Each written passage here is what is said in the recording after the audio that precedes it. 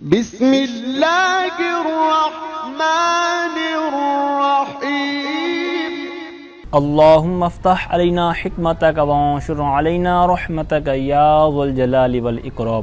تو جی ناظرین، الحمدللہ عز وجل نور العزا کتاب ہماری جاری و ساری ہے، اور آج ہم اس کا سبق نمبر 80 باب فی بیانی ما لا یفسد الصوم، باب ان چیزوں کے بیان میں جو روزے کو نہیں توڑتی، روزے کو فاسد نہیں کرتی۔ تو اب اس سبق کو پڑھنے سے پہلے ایک اصول ذہن میں رکھیں، تو جو بھی آگے صورتیں آنے والی ہیں 24 صورتیں کہ جن سے روزہ فاسد نہیں ہوتا، تو اس اصول کو جب ذہن میں لائیں گے تو آپ کو سمجھنے میں آسانی رہے گی۔ وہ یہ چیز ہے کہ پیٹ یا دماغ میں کوئی چیز چلی جائے تو روزہ ٹوٹتا ہے، پیٹ، آنت یا دماغ، تو اس میں کوئی چیز جب جاتی ہے تو روزہ کیا ہوتا ہے؟ ٹوٹ جاتا ہے۔ اور روزہ کہتے بھی تو اسی کو نا، روزے کے لوگ بھی مانا امساک یعنی روکنا، تو ان چیزوں میں کوئی چیز داخل کرنے سے یہ رک جانا، یہ روزہ کہلاتا ہے، ٹھیک ہے۔ اس کی اس طرح کی تعریفات مل جاتی ہیں۔ تو بہرحال آئیے سبق کی طرف بڑھتے ہیں۔ تو یہ 24 چیزیں ہیں، تو ان کو آپ نے، میں جس طرح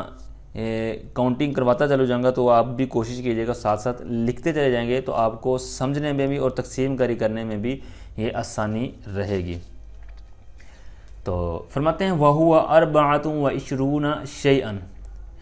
جو چیزیں روزے کو فاسد نہیں کرتی وہ کتنی ہیں؟ فرماتے ہیں وَهُوَ 24 شَيْئًا، یعنی 24 چیزیں، 24 ایسی صورتیں ہیں، مثالیں ہیں کہ جن سے روزہ فاسد نہیں ہوتا۔ اچھا، اب بس وقت ایسا ہو جاتا ہے کہ بندہ کوئی اور کتاب پڑھتا ہے جو روزوں کے مسائل کے حوالے سے ہو، تو ہو سکتا ہے کہ کسی کو اس سے کم یا اس سے زیادہ مل جائیں، تو اس میں پریشانی والی بات نہیں ہے۔ یہ جو تعداد ہوتی ہے، اسی طرح دیگر جگہوں پر آپ نے پیچھے بھی پڑھا اور آگے بھی چیزیں پڑھیں گے، یا کہیں اور بھی آپ نے کتابیں جب پڑھیں گے فقہ وغیرہ کی، تو وہاں پر اگر کوئی گنتی کی چیزیں لکھی ہوں تو ہو سکتا ہے کہیں ہوتا ہو کہ وہ حصر اسی میں ہو کہ یہ جناب 7 چیزیں ہیں تو 7 ہی ہیں، اس سے الگ نہیں ہیں، لیکن اکثر ایسا ہوتا ہے یا بس اوقات ایسا ہوتا ہے کہ جو چیزیں گنتی والی بیان کی جا رہی ہیں، جس طرح یہاں 24 ہے، تو اس سے کم و بیش بھی ہو سکتی ہیں۔ اسی بات کا جواب انہوں نے حاشیے میں دیا ہوا ہے، آپ دیکھ رہے ہوں گے، شیئن کے بعد لکھا ہوا ہے تقریباً، یعنی یہ تقریباً یہ 24 ہیں، لا تحدیداً، یہ حد بندی کے طور پر نہیں ہے، یعنی تحدید یعنی حد بندی نہیں ہے، یہ مقرر نہیں ہے کہ 24 ہی ہوں گی صورتیں کہ جن سے روزہ فاسد نہیں ہوتا، بلکہ یہ ایک تقریباً ایک اندازے کے طور پر ہیں جو عموماً درپیش ہوتی ہیں، وگرنہ ان کے آپ اسی سبق کے حاشیے میں پڑھیں گے نا تو آپ کو کافی زیادہ جو چیزیں صورتیں جو ہے نا وہ ملتی جلتی وہ نیچے بیان کی ہوئی ہیں، ٹھیک ہے۔ تو اس طرح یہ پریشانی والی بات نہیں ہے کہ آپ کو کہیں اور چیز مل جائے تو آپ پھر پریشان ہوتے پھریں، دوسروں سے پوچھتے پھریں کہ بھائی یہ کیا چیز ہوگی، تو اس میں کوئی مسئلہ نہیں۔ آئیے آگے سب بڑھتے ہیں کہ وہ 24 صورتیں کون سی ہیں۔ پہلی 3 چیزیں وہ بھولنے کے ساتھ تعلق رکھنے والی ہیں۔ تو فرماتے ہیں لو اکل او شرب او جامع ناسیا، فرماتے ہیں اگر کسی نے کھایا، پیا یا جمع کیا، ٹھیک ہے، اپنی بیوی سے قربت کی یا جمع کیا، تو ان 3 صورتوں کے ساتھ قید ہے ناسین کی، یعنی بھول کر، یعنی یہ ساری چیزیں کی ہیں بھول کر، تو اب اس صورت میں کیا ہوگا؟ اس کا روزہ فاسد نہیں ہوگا۔ اب یہاں پر یاد رکھیے، بھولنا اور غلطی کرنا اس میں فرق ہے، ٹھیک ہے۔ مثال کے طور پر ایک بندے کا روزہ ہے، اس کو یاد ہی نہیں ہے میرا روزہ ہے، تو یہ ہے بھولنا، اس کو یاد نہیں ہے کہ میرا روزہ ہے، اب وہ کھا رہا ہے، تو اب کیا آ گیا؟ یہ اس کا روزہ فاسد نہیں ہوگا، یہ اس صورت کے تحت آئے گا۔ اسی طرح کھانا پینا اور جمع کرنا کہ اس کو آئیڈیا ہی نہیں ہے، ذہن میں نہیں ہے۔ دوسرا ہے کہ یاد تو ہے لیکن غلطی کر رہا ہے، مثال کے طور پر یاد ہے، وضو کر رہا ہے مثال کے طور پر، اور وضو کرتے ہوئے جناب منہ میں پانی لیا، یاد ہے کہ میرا وضو ہے، پانی منہ میں لیتا ہے تو پانی اندر نکل جاتا ہے، ٹھیک ہے، تو یہ غلطی ہوگی، تو اب اس صورت میں روزہ ٹوٹ جائے گا۔ غلطی اور بھول جانے میں آپ نے فرق یاد رکھنا ہے۔ تو بہرحال پہلی 3 صورتیں، کھانا پینا اور جمع کرنا، یہ 3 صورتیں ہو گئی ہیں۔ اگر کسی نے بھول کر کھانا کھایا یا پیا یا جمع کیا تو ان صورتوں میں کیا ہوگا؟ روزہ فاسد نہیں ہوگا۔ اب پھر آگے جو صورتیں ہیں، جس طرح مشہور یہ مسئلہ ہوتا ہے کہ اب سامنے والا کو اس طرح کھا رہا ہے تو اب کب اس کو بتائیں اور کب نہ بتائیں؟ سمپل سا مسئلہ ہے، کہتے ہیں وَإِن كَانَ لِلنَّاسِ قُدْرَةٌ عَلَى الصَّوْمِ يُذَكِّرُهُ بِهِ مَنْ رَآهُ يَأْكُلُ، فرماتے ہیں کہ اور اگر اس کے لیے قدرت ہو، وَإِن كَانَ اور اگر ہو، لِلنَّاسِ بھولنے والے کے لیے، ناسی اس میں فاعل کا صیغہ، تو وَإِن كَانَ اور اگر بھولنے والے کے لیے ہو قدرت، یعنی بھولنے والے کو طاقت ہو، قدرت ہو، یعنی وہ ہٹا کٹا نوجوان ہے اور آپ کو دیکھنے سے اندازہ ہو رہا ہے کہ اس کو میں روکوں گا تو یہ کھانا چھوڑ دے گا، اور جتنا وقت باقی ہے 5 گھنٹے 6 گھنٹے یا جتنا بھی، تو یہ آسانی سے کلیئر کر لے گا، صبر کر لے گا 6 گھنٹے. تو اب اس کو پھر کیا کریں گے،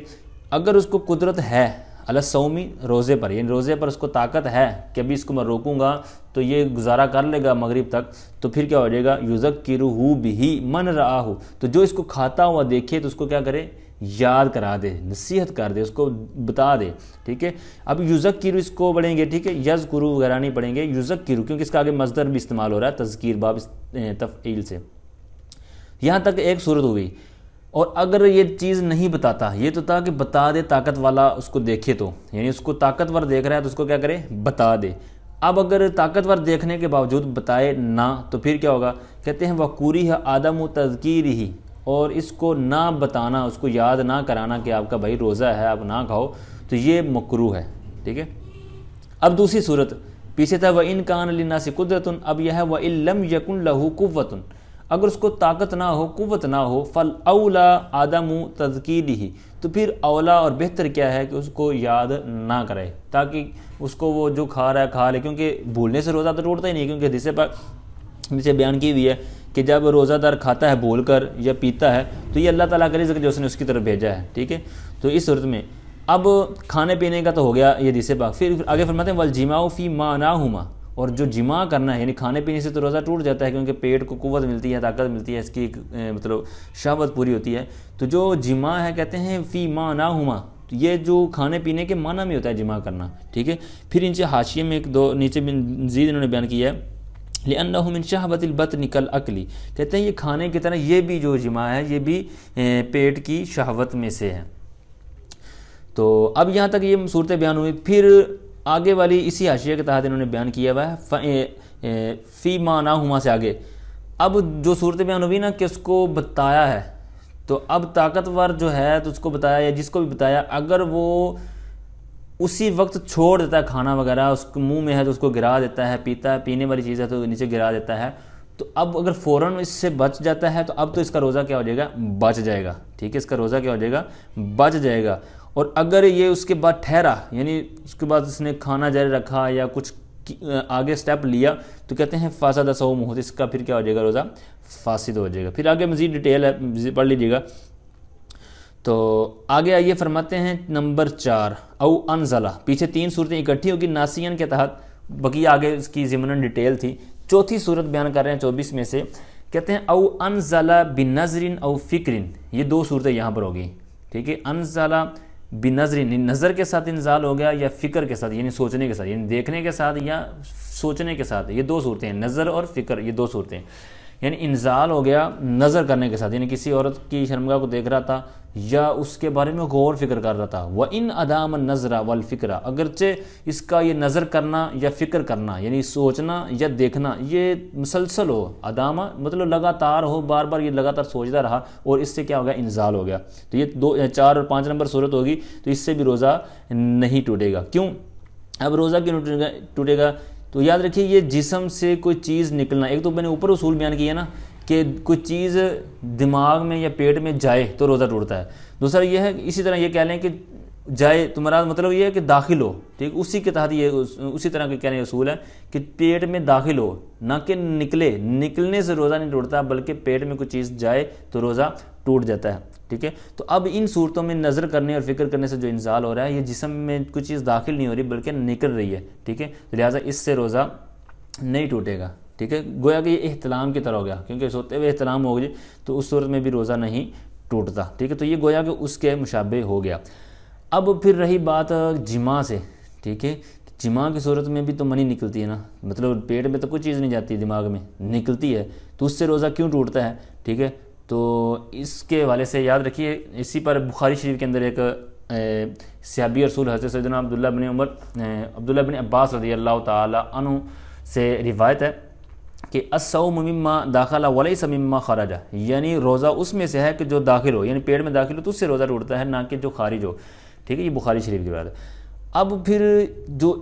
جماع والی صورت ہے تو اس میں پھر روزہ کیوں ٹوٹتا ہے؟ ٹھیک ہے، جس طرح کے اوپر آپ نے ناسین والی تحت جماع کا لفظ پڑھا ہے نا، تو اگرچہ یہاں ناسین والی صورت ہے لیکن اگر جان بوجھ کر کرتا تو یقیناً ٹوٹتا۔ تو اب اس کا کیا جواب ہے؟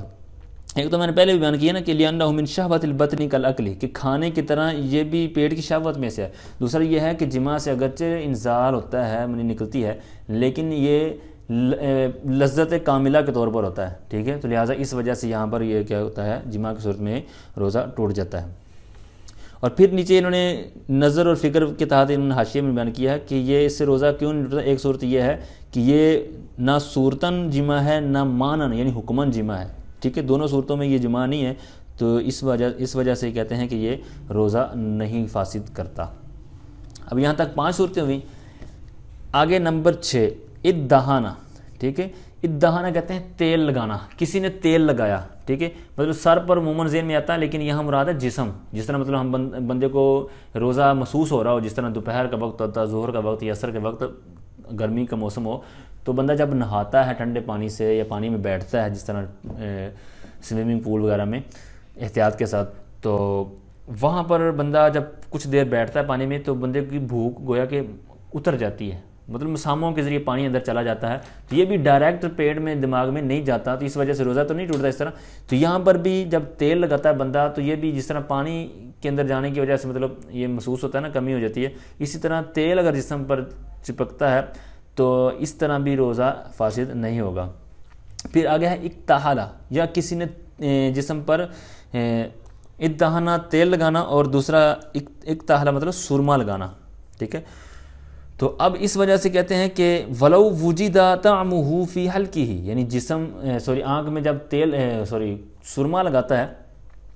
تو اب اس کی قید بیان کر رہے ہیں، کہتے ہیں ولو وجد طعمہ یا ولو وجد طعمہ فی حلقہ، اگرچہ وہ اس کا ذائقہ جو ہے وہ اپنے حلق میں محسوس کرے۔ نمبر 8 فرماتے ہیں اب احتجامہ، احتجامہ نمبر 8 صورت، کسی نے حجامہ لگوایا، پچنا لگوایا، ٹھیک ہے، یہ سنت ہے، تو اب اس کے لیے لفظ استعمال ہوتا ہے کپنگ سسٹم، ٹھیک ہے، میں بھی اس کا کچھ اسکرین شاٹ لگا دوں گا اس کے حوالے سے، تو یہ کپنگ سسٹم آپ یوٹیوب سے دیکھیں گے تو آپ کو یہ مل جائے گا، یہ حجامہ لگوانا جس کی باقاعدہ فضائل بھی ہیں، ٹھیک ہے، امراض سے شفا وغیرہ کے لیے۔ تو اب یہاں پر یہ بات یاد رکھیں، بعض جو زیادہ ہی ہوشیار ہوتے ہیں کہ جن کو شوق ہوتا ہے کہ جناب خود ہی پڑھو اور خود ہی جناب عمل کرو، شروع کرو جناب، تو اس طرح کے پھر بہت نقصان میں جا پڑتے ہیں۔ تو اب احادیث کے اندر بہت سے علاج بتائے جاتے ہیں، ٹھیک ہے، کلونجی کھانا، کھجور کھانا جناب، اسی طرح جس طرح یہ حجامہ وغیرہ ہے، تو یہ جتنے بھی ہیں یہ یاد رکھیں یہ نبی پاک علیہ السلام نے اپنے یعنی عرب کے جو آب و ہوا تھی، ان کا جو انوائرمنٹ تھا، تو یہ اس حوالے سے ان کو حکم فرمایا یا یوں کہہ لیں وہاں کے لیے تھا، ٹھیک ہے، تو اب ان کی نیچر تھی اس طرح کی، تو وہاں پر یہ کارگر ثابت ہوتا تھا۔ لیکن اب اگر کوئی عرب سے ہٹ کر بھی کرنا چاہتا ہے تو اپنے طبیب سے، اپنے جس کو مطلب اپنی ڈاکٹری وغیرہ کا جس کا ساتھ سسٹم ہوتا ہے علاج وغیرہ کرانے کا، مطلب کوئی جب بندہ طبیب ہے وہ اس کے جسم سے واقفیت ہے، یعنی اس کے سرد گرم اور جو بھی اس کے معاملات ہوتے ہیں، تو اس کے مشورے سے تو بندہ کھا پی سکتا ہے، یعنی جو قرآن پاک میں یا حدیث میں اس طرح کی چیزیں بیان کی گئی ہیں یا حجامہ لگوانا وغیرہ یہ سارے کر سکتے ہیں، لیکن خود پڑھے اور خود شروع کر دیں تو پھر اس کا نقصان ہوتا ہے۔ جس طرح میرا دوست ہے تو اس کو میں نے دیکھا، اس نے جب نظر کی عینک لگوائی نا تو میں نے پوچھا کیا ہوا، کہنے لگا میں نے نا یہ اس پر عمل کرتے ہوئے نا لگوایا نا کپنگ سسٹم، یعنی حجامہ لگوایا تو میری نظر کمزور ہو گئی، ٹھیک ہے، بس اس نے سارک کے قریب وغیرہ لگائی تھی، تو اس کے بھی باقاعدہ ہوتے ہیں جسم کے اعضاء، مطلب پاؤں کے قریب لگانا یا پیچھے گردن کے پاس یا جہاں بھی مطلب یہ ڈاکٹروں کو آئیڈیا ہوتا ہے۔ تو بہرحال جو بھی کام کریں، کسی کی فضیلت آپ پڑھیں تو اس کو خود کھانا شروع نہ کر دیں، یعنی کوئی پھل وغیرہ ہو یا اپنے ڈاکٹر کو علاج کروا لیں، ٹھیک ہے، اس سے مطلب اس سے مشورہ کر لیں کہ میری جو سرد گرم جو معاملات ہوتے ہیں جسم کی کیفیت وغیرہ، تو اس کے حساب سے یہ میرا کھانا پینا یا یہ کام کرنا کیسا ہوگا۔ اب دیکھیں شہد شفا ہے، ٹھیک ہے، لیکن ہم شوگر والے مریض کو تو نہیں نا پلا سکتے، اگرچہ قرآن پاک میں بیان کیا گیا، حدیث میں وغیرہ میں اس کے فضائل بیان ہوئے، اسی طرح دیگر چیزیں ہیں، لیکن اس کی ہر ایک کی الگ الگ سچویشن ہوتی ہے۔ تو بہرحال اس کے اوپر بھی پھر نیچے حدیث پاک ہے، اس کا مطلب اس حجامے سے روزہ نہیں ٹوٹتا، بات تو کافی طویل ہوگی۔ تو 8ویں کے تحت انہوں نے حاشیے میں بیان کیا ہے کہ روزہ کیوں نہیں ٹوٹتا؟ کیونکہ کہتے ہیں لِأَنَّهُ صلی اللہ تعالیٰ علیہ وآلہ وسلم احتجم وهو محرم، کہ نبی پاک صلی اللہ علیہ وسلم نے حالت احرام میں، یعنی سرکار حج یا عمرہ کے لیے احرام تشریف پہنے ہوئے تھے، تو اس حالت میں سرکار دو عالم صلی اللہ علیہ وسلم نے یہ حجامہ لگوایا۔ پھر اچھا بعض روایتوں کے اندر آتا ہے کہ حجام، جس طرح آگے روایت میں لکھا ہوا ہے کہ حجامہ لگانے والا اور جس کو لگایا گیا اس کا روزہ ٹوٹ جاتا ہے۔ تو اب اس طرح کی اگر روایت ہو، حالانکہ پیچھے والے سرکار کا خود فعل ہے کہ سرکار نے حجامہ لگوایا، اور اوپر ہم مسئلہ بھی یہی پڑھ رہے ہیں کہ حجامے سے روزہ فاسد نہیں ہوتا، اور جو آگے والی حاشیے میں اغتابہ کے تحت لکھا ہوا ہے کہ حجامہ لگانے والا اور جس کو لگایا گیا اس کا روزہ ٹوٹ جاتا ہے، تو اس کا پھر کیا جواب دیں گے؟ تو اس کا پھر انہوں نے خود ہی آگے جواب دیا گیا، کہتے ہیں مؤول بذہاب الاجر، کہتے ہیں اس کا یہ تعویل شدہ ہے، اس میں تعویل کی گئی ہے کہ اس میں کہ اس کا اجر چلا جاتا ہے، اس کا اجر ضائع ہو جاتا ہے، ٹھیک ہے۔ تو اس کا اس طرح کے معنی میں اس کا پھر دونوں جواب دے دیں گے۔ اگر یہ دونوں ذہن میں آپ رکھیں گے تو انشاءاللہ آپ کو یہ فائدہ ہوگا، یعنی اگر کوئی حدیث یہ بیان کر دے تو اس کا کیا جواب دیں گے۔ تو بہرحال آگے نمبر 9 ہے اوکتابہ، یہ کسی نے غیبت کی۔ اب غیبت کی تو اس میں کوئی پیٹ میں یا دماغ میں، جو میں نے شروع میں عرض کیا، تو کوئی چیز نہیں گئی، لہذا کوئی چیز گئی نہیں ہے تو بس منہ سے ہی بات، تو اس طرح بولنے سے تو غیبت کرنے، اگرچہ یہ درست نہیں ہے شرعاً، مگر غیبت کرنا اس کی جو ناجائز صورتیں ہیں تو اس میں اگر آئے گا تو ناجائز رہے گا لیکن اس سے کیا ہوگا؟ روزے پر اثر نہیں پڑے گا۔ نمبر 10 کہتے ہیں او نول فطرہ ولم یفطر، یعنی روزہ چھوڑنے کی، روزہ توڑنے کی نیت کر لی لیکن توڑا نہیں۔ مثال کے طور پر روزہ ہے، 12 بجے روزہ محسوس ہوا، تھوڑی سی آزمائش ہوئی، اس نے نیت کر لی کہ میں نے روزہ توڑ دینا ہے، لیکن توڑا نہیں، پھر صبر کیا اور آگے کنٹینیو کیا، تو اس طرح روزہ اس کا فاسد نہیں ہوگا اس نیت کرنے سے، ٹھیک ہے، کیونکہ جب تک کھائے پیے گا نہیں یا جو صورتیں روزے کو توڑنے والی ہیں وہ نہیں آئیں گی ان میں سے، تو روزہ فاسد نہیں ہوگا۔ نمبر 11 او داخل حلقہ دخان بلا صنعہ، صنع کہتے ہیں ارادے کو، کوشش کو، عمل کو، یعنی کام کو، یعنی اس کے کوشش کرنے کے بغیر اس کے ارادے کے، او داخل حلقہ دخان، دخان کہتے ہیں دھوئیں کو، اس کے حلق میں یعنی روزہ دار کے حلق میں دھواں داخل ہو گیا بلا صنعہ، بغیر اس کے ارادے کے، یعنی اس کا کوئی ارادہ نہیں، ویسے ہی بس گزر رہا تھا یا اس کے آس پاس کوئی دھواں وغیرہ کی صورت تھی تو دھواں چلا گیا ہے تو اس سے روزہ ٹوٹے گا نہیں۔ لیکن سگریٹ جس طرح پیتے ہیں، لیکن وہ اپنے اپنے کام سے کرتے ہیں، اپنی کوشش سے، اپنے ارادے سے سگریٹ پیتے ہیں، دھواں لیتے ہیں، یا کوئی دھواں کھینچتا ہے لبان وغیرہ کے ذریعے، تو اس کے آگے مسائل آ رہے ہیں کہ اس طرح اگر جان بوجھ کر کرے گا تو اس میں روزہ ٹوٹنے والی صورت بن سکتی ہے۔ نمبر 12 پیچھے والی چیز کے ساتھ اس کا عطف ہوگا داخلہ کے ساتھ، یعنی پیچھے دھواں کی صورت تھی، اب ہے غبار، او غبار، یا غبار اس کے حلق میں داخل ہو گیا، ٹھیک ہے، یعنی پوری وہی صورت اسی کے اوپر عطف کر دیں آپ، یعنی بغیر اس کے ارادے کے غبار چلا گیا تو اس سے کیا ہو جائے گا؟ روزہ اس کا فاسد نہیں ہوگا۔ اسی کے ساتھ اٹیچ کر رہے ہیں 12ویں صورت کے ساتھ، کہتے ہیں ولو غبار الطاحونی، طحن کہتے ہیں پیسنے کو، طاحون مطلب چکی، تو چکی کا غبار، جس طرح جو آٹے کی چکی ہوتی ہے تو وہاں پر کافی اڑ رہا ہوتا ہے، تو وہاں پر اگر کوئی اڑتا ہوا اس چکی والے جو چلانے والا ہوتا ہے، جو مکینک وغیرہ یا کام کرنے والا یا مزدور وغیرہ یا کوئی اپنا آٹا بنوانے گیا ہے، تو اس کسی کو بھی ہے تو اس سے رخصت مل جاتی ہے۔ نمبر 13 فرماتے ہیں او ذبابن، ذباب کہتے ہیں مکھی کو، تو مکھی اب کھائی نہیں جاتی چیز، ٹھیک ہے، تو اب کھائی نہیں جاتی تو یہ اگر چلی جاتی ہے تو اس سے بھی روزہ فاسد نہیں ہوگا۔ او آثار طعم الادویتی، اور کون سی چیز داخل، یہ ساری چیزیں اسی کے اوپر عطف ہو رہی ہے داخلہ کے اوپر، ٹھیک ہے۔ نمبر 14 ہے او آثار طعم الادویتی فیہ، تو کہتے ہیں کہ ادویہ یعنی دوائیوں کے جو طعم، ذائقے کا جو اثر ہے وہ اس کے حلق میں محسوس ہوا، دوائی کھائی نہیں ہے بلکہ دوائی کا اثر، مثال کے طور پر جو دوائی کا کام کرنے والے جو پنسار، حکیم وغیرہ یا ڈاکٹر وغیرہ اس کو جو پھینٹتے ہیں، کوٹتے ہیں، تو اس سے پھر جس طرح چکی والی مثال تھی نا کہ وہاں بھی آٹا وغیرہ اڑتا ہے، تو اسی طرح یہاں پر دوائی وغیرہ جو کوٹتے ہیں خشک تو اڑتی ہے، تو اس طرح بھی اگر کوئی چلی جاتی ہے تو یہ ذائقہ اگر محسوس ہوتا ہے تو اس سے بھی روزہ ٹوٹے گا نہیں، ٹھیک ہے۔ اب تو ماسک وغیرہ لگانے کا جو سیزن ہے تو اس سے بھی بچت ہو سکتی ہے اس ذائقے سے اگر کسی کا تقویٰ ہو تو۔ وَهُوَ ذَاكِرٌ لِصَوْمِهِ، اب یہ ساری جو صورتیں تھی کہتے ہیں حالانکہ وہ اپنے روزے کو یاد کرنے والا، یعنی اس کو اپنا روزہ یاد ہے، ایسا نہیں کہ یہ بھول کر ہو رہا ہے بلکہ روزہ یاد ہے، پھر بھی یہ ساری صورتیں داخلہ سے یہاں تک جو بیان ہوئی ہیں 11 سے لے کر یہاں تک، تو یہ کیا ہو جائے گا؟ روزہ اس سے فاسد نہیں ہوگا۔ نمبر 15 تو فرماتے ہیں کہ او اصبح جنوبن، یا کسی نے صبح کی جنبی حالت میں، ٹھیک ہے، رات کو جماع وغیرہ کر کے سویا یا جیسے بھی مطلب صبح اس حالت ہوئی تو مطلب وہ ناپاک تھا، ٹھیک ہے، اس کے اوپر غسل فرض تھا، تو اب کیا ہوا، ولو استمر، یعنی یہاں تک مسئلہ پورا ہو گیا، اصبح جنوباً، مطلب اس کا جنبی حالت میں اس نے مطلب صبح کی، تو اس سے بھی روزہ فاسد نہیں ہوگا، یعنی صبح جنبی حالت میں صبح کی اسی طرح روزہ رکھا، پھر سارا دن مطلب اسی حالت میں رہا، ولو استمر یومن بالجنابتی، اگرچہ کہتے ہیں کہ سارا دن کیا گزر گیا جنابت کی حالت میں، تو اس طرح اس کے روزے پر اثر نہیں پڑے گا، بلکہ اس کو روزے کا پورا ثواب ملے گا۔ ہاں اتنا ضرور ہے کہ اس کا یہ کام کرنا جائز نہیں ہے، درست نہیں ہے، حرام ہے۔ کیوں؟ کیونکہ اگر سارا دن غسل نہیں کرے گا، اگرچہ روزہ تو اس کا پورا ہو گیا، کیونکہ روزے کے منافی چیز نہیں ہے یہ، لیکن جو نمازیں درمیان میں گزری 5، ٹھیک ہے، فجر، ظہر، عصر، مغرب، ٹھیک ہے، تو اب یہ 4 نمازیں جو ہیں، تو یہ 4 نمازیں نہ پڑھنا، ٹھیک ہے، تو یہ تو ویسے ہی ناجائز ہے، ٹھیک ہے، حرام ہے اس کے لیے، تو اب یہ کام درست نہیں ہے، لیکن اگر روزے کی حیثیت سے وہ مسئلہ دیکھیں تو پھر ٹھیک ہے، ٹھیک ہے۔ تو اچھا آگے ہے نمبر 16، او صب فی احلیلہ ماء، یا اس نے ڈالا، صب مطلب ڈالا، تو فی احلیل، احلیل کہتے ہیں یہ جو ذکر یعنی پیشاب کرنے کی جو نالی ہے اس کا جو سراغ ہے، تو اس کو احلیل بولتے ہیں۔ ماء یہ صبا کا مفعول بھی ہوگا، یعنی کسی نے اپنے ذکر کے سراغ میں، اللہ تناسل کے سراغ میں پانی ڈالا، ٹھیک ہے، یہ مرد کی بات ہو رہی ہے، عورت کی الگ بات ہے، اس کا میرے خیال میں جو میرے ذہن میں ظن غالب ہے، تو وہ اس مسئلے کے طور پر میں جو عرض کر رہا ہوں جو مجھے ذہن میں ہے کہ عورت کے لیے الگ ہے، اس سے شاید روزہ ٹوٹ جائے گا، کیونکہ اس کا اور اس مرد کا یہ تھوڑا سا جو ہوتے ہیں اعضاء فرق ہوتا ہے۔ تو بہرحال یہاں پر ذکر کے حوالے سے بات ہے، تو کسی نے پانی ڈالا تو اس سے روزہ فاسد نہیں ہوگا، ٹھیک ہے، کیونکہ یہاں ذکر سے لے کر جو آگے آنت ہے تو یہاں تک کوئی سراغ نہیں ہوتا، ٹھیک ہے، تو یہاں تک اس لیے پھر آگے والا پیٹ تک یا جیسے بھی پانی پہنچنے کی کوئی ترکیب نہیں ہے، تو اس طرح یہ بچت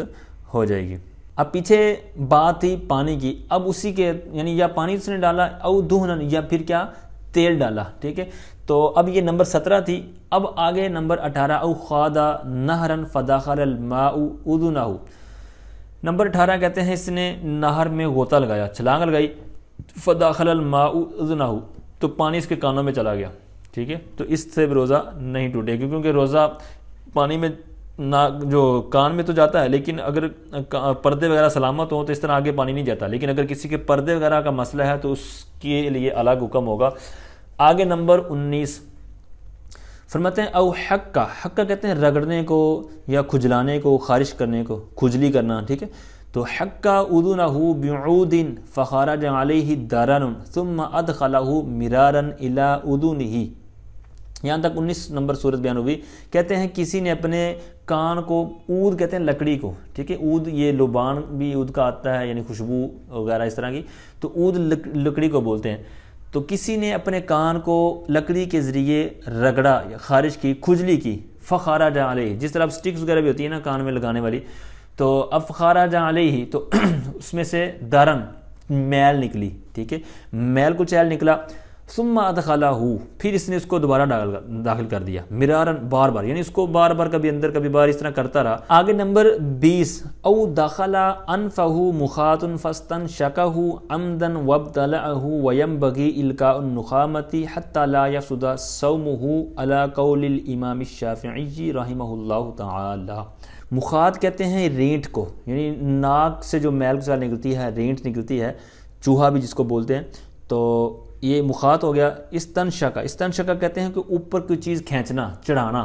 ٹھیک ہے، عمدن کا مطلب جان بوجھ کر، ابتلا بلعن سے، ٹھیک ہے، مطلب نگلنا، ٹھیک ہے، ینبغی مناسب ہے، نخامہ، ٹھیک ہے، اس کا پھر وہی معنی رینٹ، ٹھیک ہے، تو یہ سارے معنی تھے۔ اب سماعت کریں، کہتے ہیں یا پھر کسی نے داخل کیا اپنی ناک میں کیا، مخاطن رینٹ، یعنی رینٹ کو مطلب رینٹ نکلی اس کو پھر داخل کر لیا، ٹھیک ہے، مطلب اندر سے اوپر کھینچ لیا، فاستنشقہ عمدن، یعنی جان بوجھ کر اوپر کھینچ لیا، وابتلعہ، پھر جب اوپر کھینچا تو پھر اور کھینچا تو جناب وہ اندر چلا گیا، نکل گیا۔ اب نکل گیا ہے تو اب اس سے روزہ نہیں ٹوٹے گا، یہاں تک مسئلہ ہوا کہ روزہ نہیں ٹوٹے گا، یعنی رینٹ نکلی، اس کو کھینچا اور نگل لیا، یہاں تک مسئلہ ہوا کہ نمبر 20 روزہ نہیں ٹوٹے گا، فاسد نہیں ہوگا، لیکن چونکہ امام شافعی علیہ رحمہ کے نزدیک اس طرح روزہ مطلب ٹوٹ جاتا ہے، تو لہٰذا اگر ان کے مسئلے کی بھی رعایت کریں تو روزہ دونوں طرف سے بچے گا، یعنی ادھر سے ہمارا تو بچا ہی بچا، پہلے بھی روزہ نہیں ٹوٹا، لیکن ان کے نزدیک چونکہ ٹوٹ جاتا ہے لہٰذا دونوں اماموں کی اگر مطلب رعایت ہو جائے تو بہتر ہو جائے گا۔ تو کہتے ہیں یہی کہتے ہیں وَيَنبَغِي إِلْقَاءُ النُّخَامَةِ، کہتے ہیں رینٹ کو پھینک دینا بہتر ہے۔ کیوں؟ کہتے ہیں حَتَّى لَا يَفْسُدَ صَوْمُهُ عَلَى قَوْلِ الْإِمَامِ الشَّافِعِيِّ رحمہ اللہ تعالیٰ، کہ امام شافعی علیہ رحمہ کے قول کے مطابق ان کا روزہ فاسد نہ ہو۔ تو لہٰذا اگرچہ اس پر عمل نہ بھی کرے تو روزہ ٹوٹے گا نہیں، لیکن بہتر یہ ہے کیونکہ انہوں نے ینبغی خود ہی فرمایا کہ بہتر ہے، ٹھیک ہے۔ تو آگے نمبر 21 فرماتے ہیں او زارعہ القیء، زارع کہتے ہیں خود بخود قے آ گئی، ٹھیک ہے، قے کا آگے لفظ ہے لیکن زارع ہمارا خود بخود آنا، تو زارعہ القیء اس کو قے آ گئی، خود بخود قے آئی، وعاد بغیر صنع، اور بغیر ارادے کے بغیر اپنے فعل سے وہ کیا ہو گئی، لوٹ گئی، ٹھیک، یعنی اس کی کوئی عمل دخل نہیں ہے۔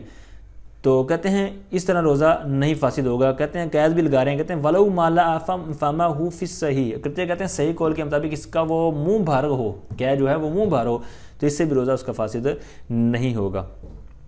اب منہ بھر کیا ہوتی ہے اس کی ڈیٹیل انشاءاللہ آگے آئے گی۔ تو اسی طرح اگر نماز کے فیضان رمضان، ٹھیک ہے، امیر سنت کی کتاب ہے مایہ ناز کتاب، تو اس کے اندر مختلف ابواب ہیں، مختلف انداز میں کتاب کے اندر مسائل بیان کیے گئے ہیں، ابواب ہیں جن میں سے احکام روزہ، ٹھیک ہے، تو اس کے اندر آپ کو ڈیٹیل مل جائے گی، اور بھی دیگر مسائل بھی مل جائیں گے، اور پھر راج قوال، ٹھیک ہے، تو ان میں سے آپ کو ضرور سیکھنے کو ملے گا۔ وہ کتاب بھی ضرور آپ کے گھر میں ہونی چاہیے، تو ضرور آپ خریدیں، ہارڈ کاپی میں خریدیں، ورنہ آپ ڈاؤن لوڈ بھی کر سکتے ہیں ویب سائٹ سے۔ آگے نمبر 22 اب استقاء، یا پھر اس نے قے کی، ٹھیک ہے، قے کی اقل من ملء فمہ علی الصحیح، یعنی قے کی صحیح قول کے مطابق کہتے ہیں کہ وہ منہ بھر سے کم ہے، ٹھیک ہے، ملء بھرنا، فمون کہتے ہیں منہ کو، ہاضمیر اس کی طرف جائے گی، تو کہتے ہیں صحیح قول کے مطابق اس کے منہ کو بھرنے سے وہ کم ہے، ٹھیک ہے، تو اس طرح کیا ہوگا اس کی جو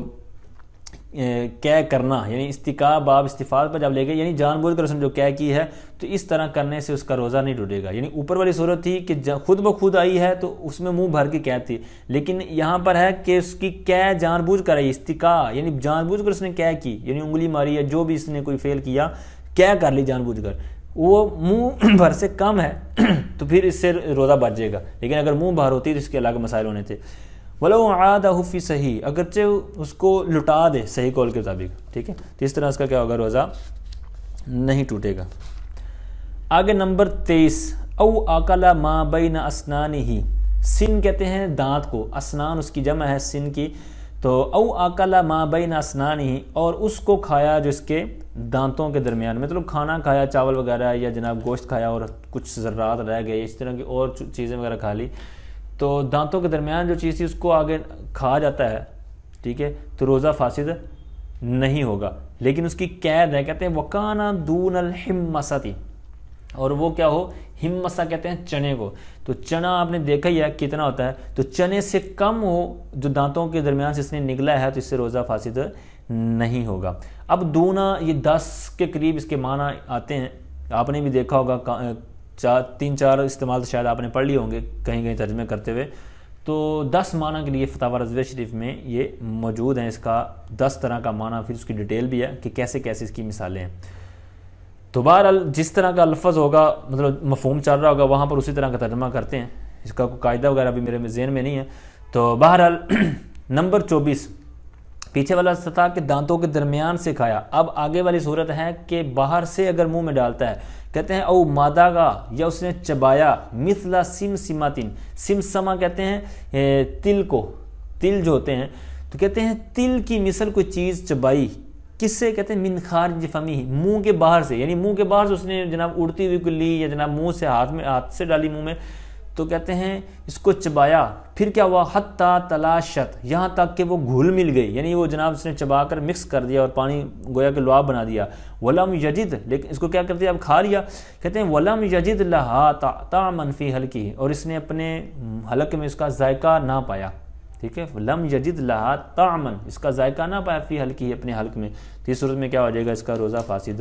نہیں ہوگا، ٹھیک ہے۔